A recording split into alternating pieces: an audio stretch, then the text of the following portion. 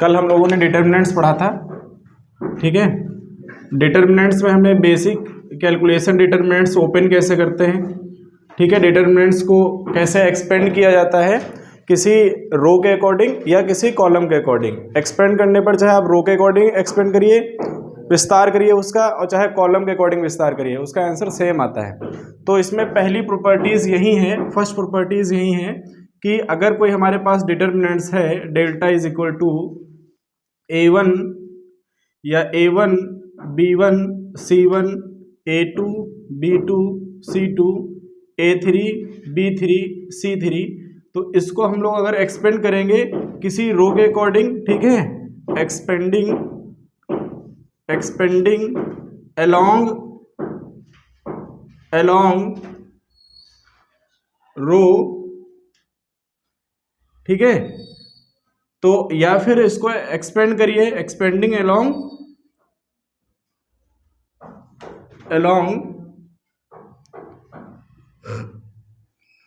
Column, ठीक है। तो दोनों से वैल्यू सेम आएगी, ये फर्स्ट प्रॉपर्टीज है। तो ये मैं बता भी चुका हूं, अगर आप किसी रो के अकॉर्डिंग एक्सपेंड करते हो या किसी कॉलम के अकॉर्डिंग इसको एक्सपेंड करते हो तो इसकी दोनों की वैल्यू क्या हो जाएगी, दोनों से वैल्यू सेम आएगी। आप जिससे एक्सपेंड करना चाहते हो डिटर्मिनेंट्स को उस तरीके से एक्सपेंड करिए जिससे आपको आसान लगे। जैसे इसमें एक जीरो है, दो नंबर्स हैं, इन दोनों से एक्सपेंड करना है तो आप इससे एक्सपेंड कर दीजिए। कहीं पर एक जीरो है, कहीं पर दो जीरो है, तो लास्ट वाले से एक्सपेंड कर दीजिए। तो ये थोड़ा सा आसान आपकी कैलकुलेशन को कर देगा। बाकी एक्सपेंड करना आपको तीनों से आना चाहिए। ऐसा नहीं कि आपको अगर एक से एक्सपेंड करना आता है तो कॉलम से आता है, तो रो से नहीं आता है, रो से आता है तो कॉलम से नहीं आता है। किसी भी रो से किसी भी कॉलम से एक्सपेंड कर सकते हो। फिर आपको हमने सिंबल बताए थे, यहाँ पे साइन बताए थे कि ये प्लस रहेगा, दूसरा माइनस, ये प्लस रहेगा, फिर ये माइनस, फिर ये प्लस रहेगा, फिर ये माइनस, फिर ये प्लस रहेगा, फिर ये माइनस, फिर ये प्लस रहेगा। इस तरीके से चेंज कर सकते हो। अगर आपको यहाँ पर इसकी पोजीशन पता है तो आपको पता हो जाएगा यहाँ पर प्लस रहेगा कि माइनस। देखो फर्स्ट एलिमेंट की पोजीशन क्या होती है, अगर मैं फर्स्ट एलिमेंट की बात करूँ तो 1 1 होती है, first row and first column. तो -1 की पावर ये 1 + 1 कर दोगे तो आंसर क्या आ जाएगा, +1 आएगा। तो पहला प्लस रहेगा। अगर मैं सेकंड पोजीशन की बात करूं तो 1 2 रहती है, 1 2 का मतलब -1 की पावर 1 + 2 कर दोगे तो आंसर में माइनस में आ जाएगा। इसीलिए सेकंड वाली जो पोजीशन है उसके अकॉर्डिंग वो माइनस में रहता है। अगर मैं थर्ड की बात करूं तो यहाँ पर कितना रहता है, 1 3 रहता है। इसकी पोजीशन थर्ड वाले एलिमेंट की पोजीशन क्या है, 1 3 है। तो यहाँ पर हम लोग क्या करेंगे, -1 की पावर 1 + 3 कर देंगे तो आंसर क्या आ जाएगा, +1 आ जाएगा। तो इस तरीके से अगर तुमको किसी भी एलिमेंट की पोजीशन पता है तब भी आप बता सकते हो कि उसका साइन क्या होगा, वो प्लस का लिया जाएगा कि माइनस का लिया जाएगा। तो ये एक फर्स्ट प्रॉपर्टीज है। अब इसमें मैंने सेकंड प्रॉपर्टीज भी कल डिस्कस की थी, मैं फिर से आपको बता दे रहा हूँ क्योंकि आज प्रॉपर्टीज की ही क्लास है और प्रॉपर्टीज पर ही क्वेश्चन 5 नंबर के कहो 2 क्वेश्चन रख दिए जाए, नहीं तो एक कंपलसरी इस एक्सरसाइज से एक क्वेश्चन आना ही आना है। हो सकता हो कभी कभी थोड़ा क्वेश्चन कैलकुलेशन अगर ज्यादा है, बड़ी कैलकुलेशन है तो ये 8 नंबर में क्वेश्चन आपको मिलेगा, ठीक है। तो ये इंपॉर्टेंट एक्सरसाइज है, मतलब यही एक्सरसाइज जो आप पढ़ रहे हो इसी से आपसे एक क्वेश्चन कंपलसरी है, चाहे आप एग्जाम्पल आ जाए नहीं तो एक्सरसाइज से क्वेश्चन आ जाता है। इस बार एक्सरसाइज से भी एक क्वेश्चन आया हुआ है और एक एग्जाम्पल भी आया हुआ है। तो हम लोग सेकेंड प्रॉपर्टीज क्या करेंगे, तो हमने कहा था अगर आप किसी रो में, किसी डिटर्मिनेंट्स में, रो में, अगर रो में आप किसी अचर पद से या फिर किसी नंबर से, किसी अचर संख्या से आप मल्टीप्लाई करते हो, ठीक है। जैसे आपने k से मल्टीप्लाई कर दिया किसमें, R1 में। R1 क्या है, ये वाली फर्स्ट रो है। तो अगर आप इसमें मल्टीप्लाई करते हो तो जो हमारी डिटर्मिनेंट्स हैं उस पूरे एक ही रो में मल्टीप्लाई होगा। तो अगर किसी एक रो में किसी नंबर से आप मल्टीप्लाई करते हो तो क्या हो जाएगा, KA1 KB1 KC1, और हमारे पास ये हो जाएगा A2 B2 C2 A3 B3 और C3। इस तरीके से हमारा डिटर्मिनेंट्स निकल के आता है कि अगर आप किसी एक अक्षर से या किसी एक संख्या से मल्टीप्लाई करते हो, किसी एक रो में या किसी कॉलम में, किसी में भी मल्टीप्लाई करिए तो वो क्या हो जाता है, किसी एक रो और एक कॉलम में मल्टीप्लाई होगा और वो डिटर्मिनेंट्स क्या हो जाएगी, वो डिटर्मिनेंट्स उतने गुना हो जाएगी। जैसे ये जो डेल्टा है ये k × डेल्टा हो जाएगा, मतलब जो भी डेल्टा की वैल्यू निकलेगी ये डेल्टा1 नई अब डिटर्मिनेंट्स बन जाएगी जब आपने k से मल्टीप्लाई कर दिया। तो ये डेल्टा1 जो होगी वो डेल्टा k के मल्टीपल हो जाएगी। जैसे आपने इसमें 2 से मल्टीप्लाई किया तो जो नई डिटर्मिनेंट्स बनेगी उसके पूरे वैल्यू में 2 से मल्टीप्लाई हो जाएगी। जैसे आपने इसको ओपन किया, इसकी वैल्यू p आई, ठीक है, ठीक है, इसको मान लेते हैं इसकी वैल्यू कितनी आई है, p आई है। तो अगर आपने इसमें k से मल्टीप्लाई किया तो इसके पूरे मान में k से मल्टीप्लाई हो जाएगा। समझ आ रहा है कि नहीं? तो वो k गुना हो जाता है। अगर आप k स्क्वायर से मल्टीप्लाई करते हो तो वो k स्क्वायर गुना हो जाएगी। ये कहाँ पर, ये शॉर्ट क्वेश्चन जब CUT का आप एग्जाम दोगे वहां पर ये शॉर्ट क्वेश्चन इसी तरीके से बनेंगे कि किसी डिटर्मिनेंट्स में हम 3 से मल्टीप्लाई करते हैं तो डिटर्मिनेंट्स कितने गुना हो जाती है, 3 गुना हो जाती है, ठीक है। किसी रो में आप 4 से मल्टीप्लाई करते हो तो नई जो डिटर्मिनेंट्स का आंसर होगा वो 4 गुना हो जाएगा। किसी में 5 से मल्टीप्लाई करते हो तो कितने गुना हो जाएगा, 5 गुना हो जाएगा। तो ये तुम्हारी बेसिक प्रॉपर्टीज नंबर 2 है। किसी रो और कॉलम में किसी अचर संख्या से, किसी कांस्टेंट नंबर से आप मल्टीप्लाई करते हो तो वो डिटर्मिनेंट्स जो है वो सारणिक है, वो सारणिक उतने गुना हो जाती है। प्रॉपर्टीज नंबर 2 क्लियर है। प्रॉपर्टीज नंबर 3, ठीक है, delta 1 equal to k times हो जाएगा। प्रॉपर्टीज नंबर 3 हम लोग करने वाले हैं। प्रॉपर्टीज नंबर 3, ये प्रॉपर्टीज क्या कहती है कि अगर किसी डिटर्मिनेंट्स के, ध्यान से समझिएगा, कोई डिटर्मिनेंट्स है, इस डिटर्मिनेंट्स के कोई दो रो या कोई 2 कॉलम आपस में इंटरचेंज कर दो, कोई 2 रो या फिर 2 कॉलम। जैसे मैं एग्जांपल देता हूं आपको, मैंने लिखा A1 B1 C1 A2 B2 C2 A3 B3 C3, और ये प्रॉपर्टीज ये कहती है कि अगर इनके कॉलम और रो आपस में, जैसे R1 को इंटरचेंज विद R2,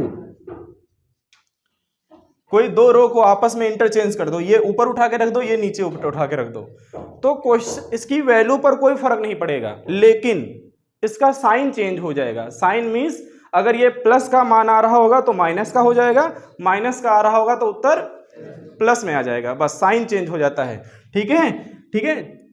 तो इसको हम लोग क्या करेंगे, इंटरचेंज कर देंगे। अगर हम ये जो सिंबल हमने बनाया ये इंटरचेंज का सिंबल है, इंटरचेंज, ठीक है। 2 रो को हम इंटरचेंज कर रहे हैं तो हम लोग क्या लिख सकते हैं, डेल्टा, इधर मैं लिख दे रहा हूं, डेल्टा इज इक्वल टू, आपस में इंटरचेंज कर दो तो क्या हो जाएगा, ये हो जाएगा A2 B2 C2 A1 B1 C1, और ये क्या हो जाएगा, इसको डेल्टा 1 ले लेते हैं, ये डेल्टा है क्योंकि आपने इंटरचेंज किया तो वैल्यू चेंज होगी, वैल्यू का मतलब साइन चेंज हो जाएगा, और ये A3 B3 C3, तो ये जो आपस में इक्वल होंगे, इक्वल क्या होंगे, इक्वल होंगे, डेल्टा जो है डेल्टा 1 से इक्वल रहेगा, लेकिन चिन्ह किसका लगेगा, माइनस का लग जाएगा। तो ये प्रॉपर्टीज नंबर 2 जरूरत पड़ेगी, क्वेश्चन को हम लोग सॉल्व करेंगे और कभी कभी ये आपस में इंटरचेंज जब प्रूव करने को आएगा कि ये प्रूव करिए, ये ला के दिखाइए, तब शायद जरूरत पड़े इसको इंटरचेंज करने की, ये ऊपर रखना पड़ेगा और नीचे वाला ऊपर रखना पड़ेगा, जिससे कैलकुलेशन थोड़ी सी ईजी हो। इसमें यही है, जो ये प्रॉपर्टीज है अगर आप अच्छे से समझ लेते हो तो इसके क्वेश्चंस कोई कॉन्सेप्ट नहीं, कोई सूत्र, कोई फार्मूला नहीं लगेगा, इसके कॉन्सेप्ट है प्रॉपर्टी, इसके जो क्वेश्चंस है वो प्रॉपर्टीज पर बेस हैं, प्रॉपर्टीज लगाई जाएंगी और खुद कहेगा गुणधर्म का यूज करके हल कीजिए। अब बताओ, गुणधर्म का मतलब है आपसे सॉल्व करने के लिए नहीं कह रहा है, प्रॉपर्टीज लगाइए और प्रॉपर्टीज वेरीफाई करिए, प्रॉपर्टीज सारी वेरीफाई करेंगी तो अपने आप जो आंसर लाना होगा वो आ जाएगा। इसमें इससे जो क्वेश्चन आएगा वो प्रूविंग वाला आएगा। नेक्स्ट हमारी जो प्रॉपर्टीज है इसको नोट डाउन कर लीजिए। फिर ये प्रॉपर्टीज नंबर 3 है, आपस में रो इंटरचेंज करेंगे, ठीक है। इसमें किसी भी रो से, किसी भी कॉलम से एक्सपेंड करिए, वैल्यू सेम आएगी। इसमें क्या है, किसी अचर नंबर से मल्टीप्लाई करते हो अगर आप, दूसरी प्रॉपर्टीज है, अगर किसी आप रो में या किसी कॉलम में अचर नंबर से मल्टीप्लाई करोगे तो जो हमारी नई डिटर्मिनेंट्स बनेगी वो क्या हो जाएगी, उतने गुना हो जाएगी। तो इसमें क्या है, आपस में रो आपस में इंटरचेंज करोगे या कॉलम इंटरचेंज करोगे तो क्या हो जाएगा, 2 रो या 2 कॉलम इंटरचेंज करोगे तो उसका साइन चेंज हो जाएगा। क्लियर है, चलिए इसे रफ कर रहे हैं।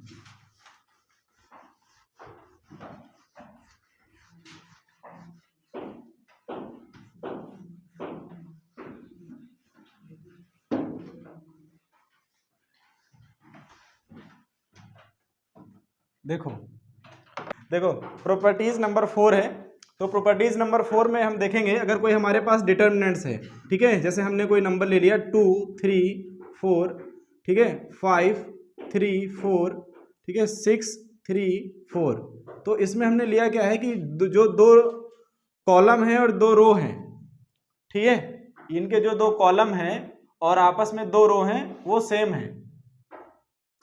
देखो एक सेम कॉलम है और एक सेम रो है, उनके एलिमेंट आपस में सेम है। कि इनकी जो वैल्यू होगी वो शून्य होगी, जीरो होगी, इस डिटर्मिनेंट्स की वैल्यू शून्य होगी। ठीक है, ये वेरीफाई भी कर लेंगे हम लोग। इसका कोई एक कॉलम या एक रो से ओपन कर दीजिए इसको, तो इसको आंसर चेक कर लेते हैं कि इसका आंसर क्या आएगा। अगर इनके दो रो और दो कॉलम आपस में सेम है तो इसकी वैल्यू जो होगी वो जीरो होगी। जरा वेरीफाई करते हैं। ठीक है, ये प्रॉपर्टी वेरीफाई करेंगे। तो ये 2 से ओपन करिए इस डिटर्मिनेंट्स को, ये लाइन कैंसिल, ये लाइन कैंसिल, ये कितना हो जाएगा 4 तियां 12, ये कितना हो जाएगा 4 तियां माइनस के 12, फिर माइनस का 3, इसको ओपन करिए, ये लाइन फिनिश, ये लाइन फिनिश, ये क्या हो जाएगा यहाँ पे 20 और ये कितना हो जाएगा माइनस का 24। हमें तो नहीं लग रहा है ये जीरो हो जाएगा भाई। ठीक है, फिर नेक्स्ट वाला क्या हो जाएगा प्लस का 4 से ओपन कर दीजिए, ये लाइन फिनिश हो जाएगी, ये लाइन फिनिश, ये कितना हो जाएगा 15 माइनस का 18। जरा चेक करिए आंसर क्या आ जाएगा। ये तो जीरो हो जाएगा, माइनस का यहाँ 24 से प्लस के कितने बचेंगे 12 बचेंगे, प्लस के 4 हो जाएंगे, प्लस के 12, अच्छा ये यहाँ पे बचेंगे, यहाँ पर कितना हो जाएगा माइनस के 3 और इसका मल्टीप्लाई करोगे तो माइनस के 12, आंसर क्या आ जाएगा जीरो आ जाएगा। तो देखो हमारी प्रॉपर्टीज भी यहाँ पर वेरीफाई होती है। तो इससे हम लिख सकते हैं अगर कोई दो रो या दो कॉलम के एलिमेंट समान है, ठीक है, अगर किसी दो रो के, एक रो के और एक कॉलम के एलिमेंट समान है तो उसका क्या हो जाएगा बिना देखे, मतलब बिना कैलकुलेट किए प्रॉपर्टी लगा देंगे, उसको एक्सपेंड नहीं करेंगे, ये लिख देंगे, इसकी वैल्यू क्या हो जाएगी, value of this determinants will be zero. ठीक है, इसकी डिटर्मिनेंट्स की वैल्यू क्या होगी जीरो हो जाएगी। तो आप यहां पर लिख सकते हो कि यदि किसी कॉलम, किसी दो कॉलम, ठीक है, कोई दो कॉलम के एलिमेंट समान है, ठीक है, यदि कोई दो कॉलम के एलिमेंट या तत्व क्या है समान है तो डिटर्मिनेंट्स की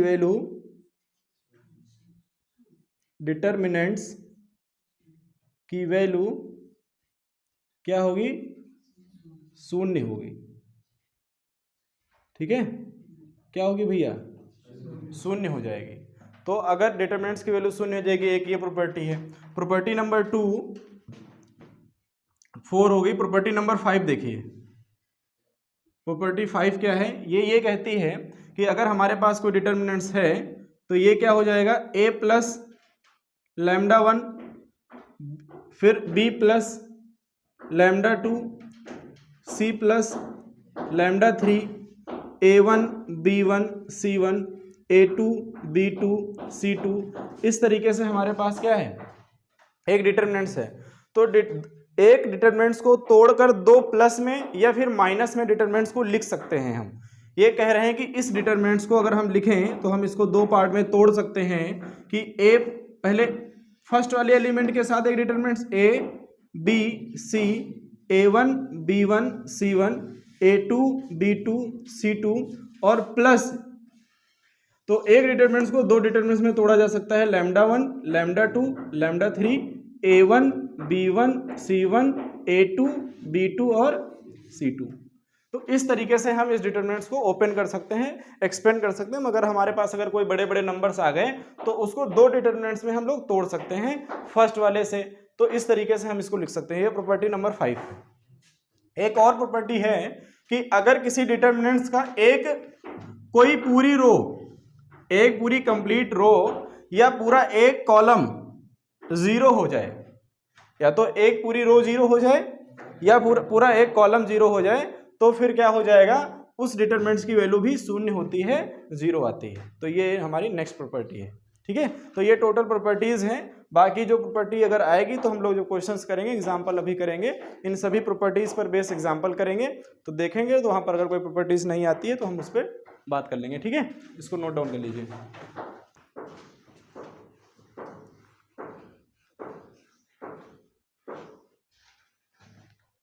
देखो नेक्स्ट प्रॉपर्टी है हमारी प्रॉपर्टीज नंबर 6।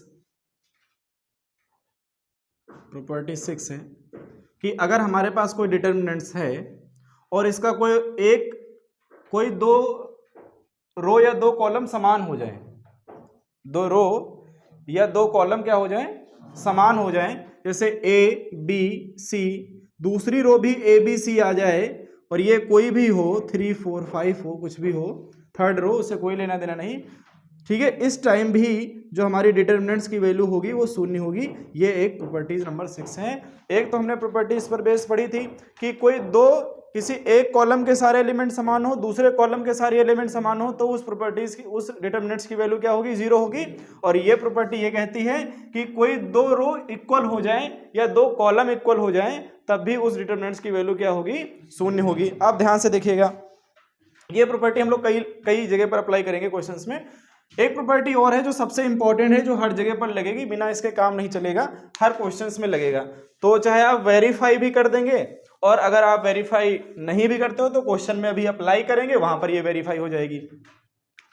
यहां पर जो प्रॉपर्टी है, जैसे हमने कोई प्रॉपर्टी ली, मैं एग्जांपल देके आपको बताता हूं, 2 3 1 4 5 1 2 1 3, ये हमने एक प्रॉपर्टी, एक हमने डिटर्मिनेंट्स ली, एग्जांपल लिया प्रॉपर्टी नंबर 6। एग्जांपल के थ्रू इसको समझेंगे। जो प्रॉपर्टी है वो 6 है 7, ठीक है, प्रॉपर्टी जो है 7 है। तो इसको हम लोग 2 3 1 4 5 1 2 1 3 इस तरीके से हमने एक एग्जांपल ले लिया। ये प्रॉपर्टी ये कहती है कि जैसे हमारे पास कुछ आप चेंजेज R1 में करते हो या फिर R2 में करते हो, R3 में करते हो, या फिर C1 में करते हो, C2 में करते हो, C3 में करते हो, मतलब किसी फर्स्ट रो में अगर आप कुछ चेंजेस करते हो या सेकेंड रो में चेंजेस करते हो, तो उस रो में चेंजेस करके उसी रो में अगर आप कोई चीज चेंजेस करते हो, जैसे आपने R1 में चेंजेस किया, तो R1 में ही अगर आप कोई दूसरे में मल्टीप्लाई करके किसी नंबर से, किसी अक्षर से, मान के चलो हमने R2 में K से मल्टीप्लाई करके, या फिर मैं K की जगह 2 ले रहा हूं, 2 से मल्टीप्लाई करके और R1 पे ही जोड़ दे रहे हैं, ध्यान से समझना। या ये चीज कॉलम में भी कर सकते हो कि जैसे C1 पर आपने कोई चेंजेस किया, C1 में ही ऐड कर दिया C2 से, C2 में 3 से मल्टीप्लाई करके, तो value of determinants will be same, जो डिटर्मिनेंट्स की वैल्यू है वो सेम रहेगी। अगर आप देखो, ध्यान से समझना कि किसी रो में आप क्या कर देते हो, किसी रो में चेंजेस करते हो, किसी दूसरी रो में मल्टीप्लाई करके उसमें किसी नंबर से मल्टीप्लाई कर देते हो या जोड़ देते हो या ऐड करते, मल्टीप्लाई कर देते हो, तो डिवाइड करके उसी रो में आप ऐड करके उसके ऊपर लिख देते हो, तो कोई चेंजेस नहीं आता है। इस टाइप के क्वेश्चन हमने किए भी थे अभी जब हमने मैट्रिक्स पढ़ी थी, तो मैट्रिक्स में जब हम चेंजेस करते थे तो वहां लिखते थे। तो ये काम आप डिटर्मिनेंट्स में भी कर सकते हो, डिटर्मिनेंट्स की वैल्यू चेंज नहीं होगी। मैं एग्जांपल से आपको दिखा रहा हूं, मैं R1 को चेंज कर रहा हूं, क्या कर रहा हूं, R1 में ऐड करूंगा R2 में 2 से मल्टीप्लाई करके, तो इसकी वैल्यू पहले आप देख लीजिए डिटर्मिनेंट्स की क्या आएगी, ये जो डिटर्मिनेंट्स हैं, तो पहले इसकी वैल्यू निकालो यहाँ से कितनी होगी, ठीक है, इसकी वैल्यू हम लोग निकालेंगे अगर, तो 2 से ओपन करिए, कितना हो जाएगा, ये लाइन और ये लाइन कैंसिल हो जाएगी, 5 या 15 -1 फिर माइनस का 3, ये लाइन फिनिश हो जाएगी, ये लाइन फिनिश हो जाएगी, 4 या 12 -2 और यहाँ पर हो जाएगा +1 से ओपन कर दीजिए, ये लाइन हमारे पास, ये लाइन कैंसिल, ये लाइन, ये 4 एकम 4 और माइनस का 5 दूनी 10 हो जाएगा। इसको कैलकुलेट करेंगे तो 10 से ये हो जाएगा 14, 14 का 2 टाइम्स करेंगे 28 आएगा, और माइनस का यहाँ 10 हो गया, 10 से मल्टीप्लाई करोगे माइनस का 30 हो जाएगा, और यहाँ पर माइनस का कितना हो जाएगा, माइनस का 6 हो जाएगा। तो ये हो जाएगा -36, 36 से 28 चले गए, माइनस का 8 बचेगा, 36 से 28 गए तो माइनस का 8 बचेगा। तो इस तरीके से हम लोग क्या करेंगे, माइनस का 8 हमारा आंसर आ रहा है। तो इसी प्रॉपर्टीज में हम लोग क्या करेंगे, ये प्रॉपर्टीज लगाएंगे, ठीक है, यहाँ पे सॉल्व कर दे रहे हैं हम, क्या करेंगे इसमें ये प्रॉपर्टीज लगा देंगे कि हम R1 में ही ऐड करेंगे, किसमें, R2 में 2 से मल्टीप्लाई करके ऐड कर देंगे। तो हमने ये प्रॉपर्टीज लगा दी यहाँ पे, तो ये क्या हो जाएगा, यहाँ पर डेल्टा की वैल्यू हमारे पास हो जाएगी कितनी, इसमें 2 से गुणा करके इसमें जोड़ो, कितना हो जाएगा, 4 दूनी 8 और 2 10, यहाँ पे 2 से गुणा करके इसमें जोड़ो, 5 दूनी 10 और 3 13, 2 से गुणा करो इसमें जोड़ो, कितना हो जाएगा 3, 1 और 2 से मल्टीप्लाई करके ऐड करोगे तो 3 हो जाएगा। अब इसको ऐसे लिख दीजिए 4 5 1 2 1 3 और यहाँ पे इसको ओपन कर दीजिए 10 से, तो ये ओपन करो, ये लाइन फिनिश, ये लाइन फिनिश, कितना हो जाएगा यहाँ पे 5 या 15 -1 माइनस का 13, ये लाइन फिनिश, ये लाइन फिनिश, ये कितना हो जाएगा 12 माइनस का 2, फिर माइनस प्लस के 3 से ओपन कर दीजिए, ये लाइन फिनिश, ये लाइन, 4 एकम 4 माइनस का 10, ठीक है। इसको आप ओपन करिए, 5 दूनी 10, कितना हो जाएगा, 1 चला गया 14 में 10 से मल्टीप्लाई करोगे 140 आ जाएगा, माइनस का 12 से 2 चला गया, 12 से 2 चला गया 10 बचेगा, और 10 में से 13 से मल्टीप्लाई का 130 हो जाएगा माइनस का, यहाँ पर मल्टीप्लाई करो तो 4 चला गया 6, 6 तियां 18 आएगा ना माइनस का। इसको सॉल्व करोगे तो यहाँ देखो 140 से 30 गया तो प्लस का 10 बचेगा, और माइनस के 18 से प्लस का 10 चला गया तो माइनस का 8 बचेगा। देखो सेम आंसर आ गया। तो ये प्रॉपर्टी हमारी वेरीफाई होती है। ये कॉलम के साथ भी हम लोग कर सकते हैं ये चीज, और रो के साथ भी कर सकते हैं। तो ये लास्ट प्रॉपर्टी थी। इसके बाद हम लोग क्या करेंगे, कुछ एग्जाम्पल करेंगे, एक्सरसाइज के क्वेश्चन करेंगे। इसको नोट डाउन कर लीजिए, फिर एक्सरसाइज के क्वेश्चन करते हैं। क्वेश्चन इसे रफ कर दें। एक्सरसाइज में जो क्वेश्चन है वो कह रहा है कि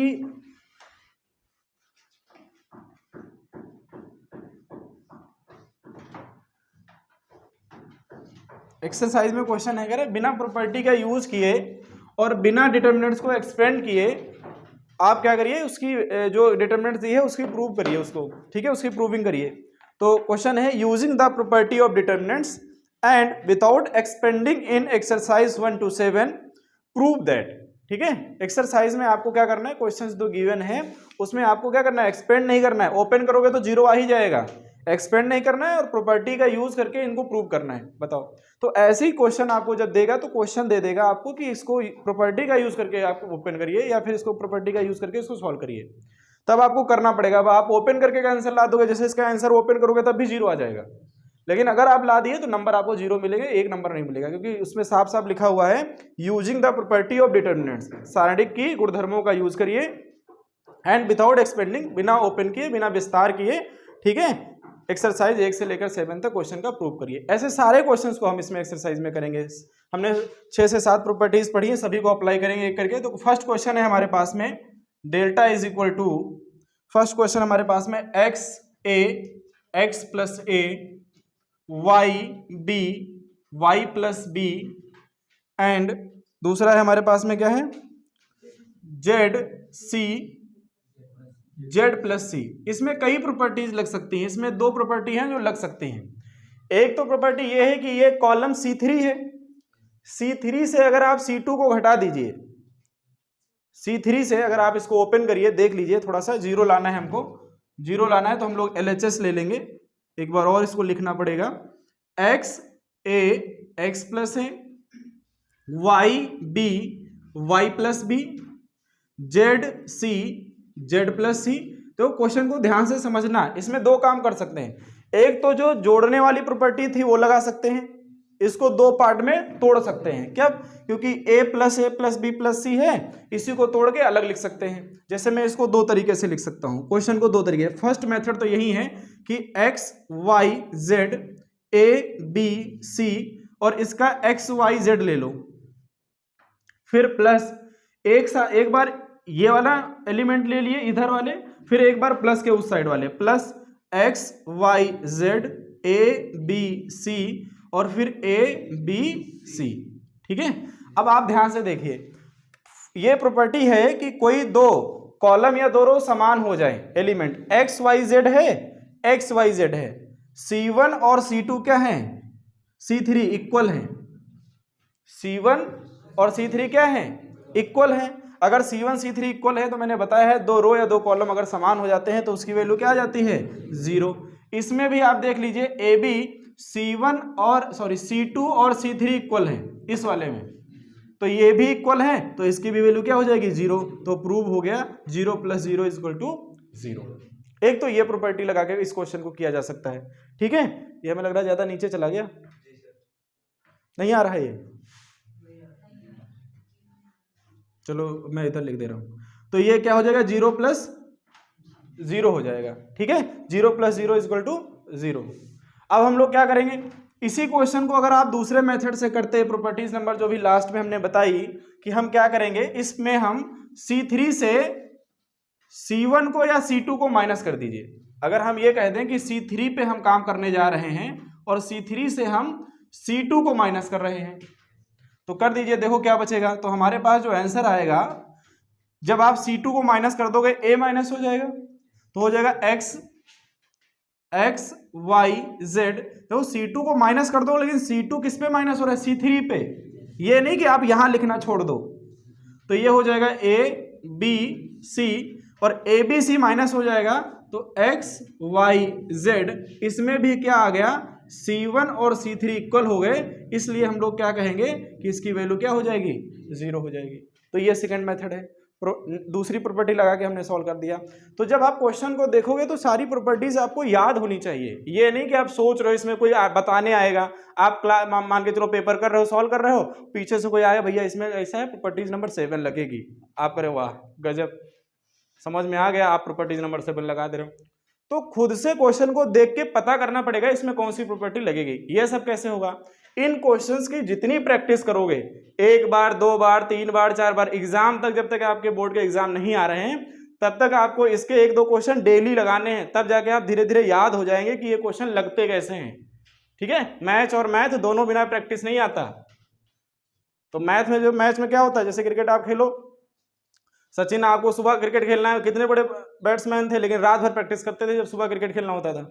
ये भी मैथ में भी ऐसा है, एग्जाम तक आपको बार बार प्रैक्टिस करता रहे, नहीं तो एग्जाम में बोर्ड में आप ऊपर पंखे गिनोगे कि कितनी बार घूमा था हमारी क्लास में, यही करते रहोगे आप। ठीक है, तो ये क्वेश्चन एक था जो हमने किया, इसको नोट डाउन कर लीजिए, फिर हम लोग नेक्स्ट क्वेश्चन करते हैं। उसमें भी प्रॉपर्टीज ही लगाएंगे, और क्वेश्चन को देखो एक्सपेंड नहीं किया हमने, इसको एक्सपेंड नहीं किया, और हमें पता चल गया इसकी वैल्यू क्या होगी? 0 होगी। ठीक है, नोट डाउन कर लिए, नेक्स्ट करते हैं। ये सेकेंड मेथड है, दोनों से आंसर आ रहा है। ठीक है,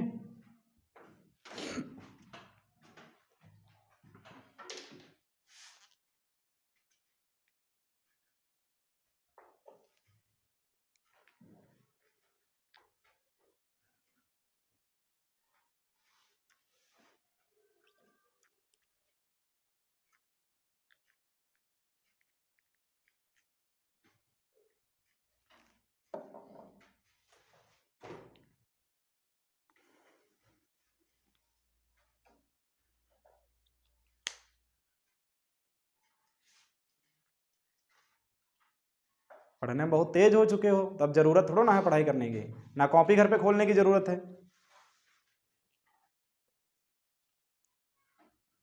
इसमें इतने बदतमीज लड़के बैठे हैं कि ये घर जाके कॉपी फेंक देते हैं ऐसे ही, कहीं पड़ी हुई है, फिर सुबह चलते हुए कोचिंग है तो ढूंढते हैं, कॉपी मिल जाए कहीं पे तो ठीक है।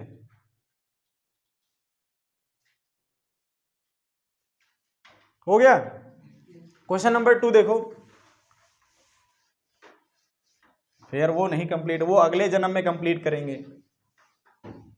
दोबारा आप जन्म लेंगे तब उनका नेक्स्ट एक्सरसाइज, तब जो क्वेश्चन छूटे हुए वो सारे कंप्लीट हो जाएंगे। देखो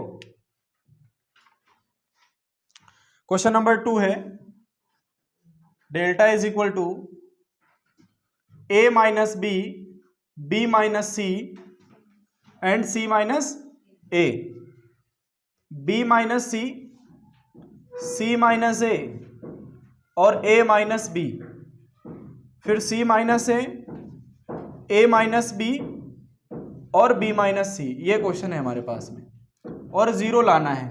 तो हम लोग क्या करेंगे, इसका LHS लेंगे, LHS लेंगे और LHS लगाएंगे यहाँ पे। तो क्या हो जाएगा, पहले LHS लिख लो, a minus b, b minus c, c minus a, b minus c, c minus a minus b, c minus a minus b और b माइनस c। तो हम लोग इसमें प्रॉपर्टी क्या लगाएंगे, इसमें हम R1 पे सारे R1 पर R1 plus R2 plus R3 add कर देंगे, तीनों R1 plus R2 plus R3 add करेंगे। तो ये सब R1 पे लिखेंगे ऐड करने के बाद में, ठीक है, कहीं और मत लिख लेना। तो जोड़ो, ऐड करो, देखो ये प्लस का a है, माइनस का a कट जाएगा, माइनस का b प्लस का b कैंसिल, माइनस का c प्लस का, तो क्या आएगा आंसर? 0 आएगा। जब आप तीनों को आपस में ऐड करोगे तो आंसर विल बी 0, तो इसका आंसर 0 हो जाएगा। तो ये हो जाएगा 0, ये भी 0, ये b माइनस सी, ये c माइनस a, ये a minus b, C minus A minus B और B माइनस C हो जाएगा। और हमने प्रॉपर्टी बताई है, अगर किसी डिटरमिनेंट्स में एक कॉलम या एक रो के सारे एलिमेंट शून्य हो जाएं तो एलिमेंट जो डिटरमिनेंट्स है उसका आंसर क्या हो जाएगा, शून्य हो जाएगा। बताया नहीं बताया? तो देखो बिना एक्सपेंड किए आंसर आ रहे हैं, ना ओपन किया ना कुछ किया, प्रॉपर्टीज लगा रहे हैं। तो इसीलिए वो आपसे कह रहा है गुणधर्मों का यूज करके इन क्वेश्चंस को सॉल्व करिए। क्वेश्चन नंबर 3 करेंगे हम लोग। क्वेश्चन नंबर 3 क्या है, एक्सरसाइज का क्वेश्चन नंबर 3 है हमारे पास। लिखा हुआ है 2 7 65, नेक्स्ट 3 8 75, 5 9 86। ये है एक्सरसाइज का, और जीरो लाना है इसमें भी। एक्सरसाइज का क्वेश्चन नंबर 3, इसमें भी हमें क्या करना है, जीरो लाना है। तो हम लोग LHS लेंगे, और LHS लेने के बाद में 2 7 65 3 8 75 5 9 86, इसको ब्रेक करेंगे। जो बड़ा वाला इसमें C1 है, इसको इसके फॉर्म में तोड़ो या फिर इसको इसके फॉर्म में तोड़ो, दोनों के फॉर्म में तोड़ सकते। कैसे तोड़ेंगे देखो, 2 3 5 7 8 9, इसको लिख सकते हैं 65 को हम लिख सकते हैं 63 प्लस 2, लिख सकते हैं। 75 को लिख सकते हैं 75 72 प्लस 3, और 86 को लिख सकते हैं 81 प्लस 5। तो अब ये लैम्डा वाला बन गया कॉन्सेप्ट, लैम्डा ये a प्लस लैम्डा 1। अब इसको दो पार्ट में तोड़ सकते हैं, तो इसको दो पार्ट में लिख दीजिए। जैसे आप दो पार्ट में लिखोगे तो 2 3 5 7 8 9 63 72 81 प्लस, फिर इसको उससे दूसरे पार्ट में लिख देंगे 2 7 3 3 8 3, यहां 2 रहेगा यहां 3 रहेगा, ये क्या हो जाएगा 5 9 5। बताओ दूसरा वाला डिटरमिनेंट्स क्या हो जाएगा, जीरो हो जाएगा।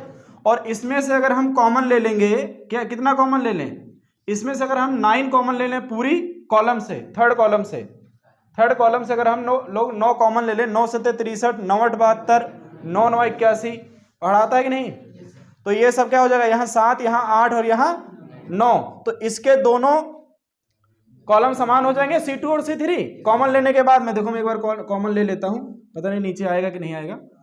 2 3 5 7 8 9, और यहां पर जब आप 9 कॉमन ले लिया, 9 7 63 9 8 72 9 9 81, और प्लस ये कितना हो जाएगा, ये तो जीरो हो जाएगा, इसको लिखने नहीं है। क्यों जीरो हो जाएगा, 2 3 5 2 3 5, C1 और C3 क्या हो गए, बराबर आ गए। यहां पर भी C2 C3 क्या हो गए, बराबर हो गए। तो इसकी वैल्यू 9 इंटू 0 और प्लस 0 इज इक्वल टू 0। नहीं आ रहा होगा तो कर लेना। ये क्वेश्चन नंबर 3 है, ठीक है। बाकी इस पे एक क्वेश्चन है, यहाँ पे क्वेश्चन नंबर 4 है, फिर 5 है, 6 है, खुद से ट्राई करिएगा। 7 तक क्वेश्चन है जो प्रूव करने, 7 के बाद भी सारे क्वेश्चन प्रूव ही करने हैं। देखो फिर 7 के बाद जो क्वेश्चन नंबर 8 है, लिखा है by using properties of determinants in exercise 8 to 12 so that, ठीक है, सो करिए